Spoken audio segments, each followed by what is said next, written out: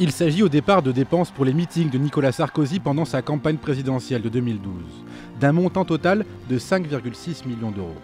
Jusqu'ici, rien d'anormal. Sauf qu'il n'y aurait pas que cela payé par l'UMP d'après Libération. Il y aurait également 12,7 millions versés entièrement par le parti pour au moins 55 conventions thématiques. Et de la plupart de ces prestations, affirme le quotidien, il n'y a aucune trace.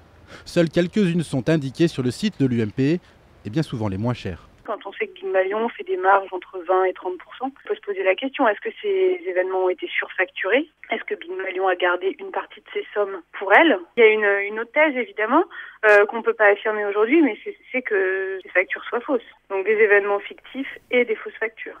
Une conférence sur l'accès au crédit, par exemple, facturée 299 000 € et qui s'est tenue 3 semaines après la défaite de Nicolas Sarkozy. Or, le député UMP Pierre Lelouch, censé être l'organisateur de cet événement, n'en a aucun souvenir et aucune trace dans ses agendas, souligne Libération. Fin février dernier, l'hebdomadaire Le Point avait évoqué pour la première fois la somme de 8 millions d'euros empochée par les deux fondateurs de Big Malion, des proches de Jean-François Copé, que le président de l'UMP aurait favorisé.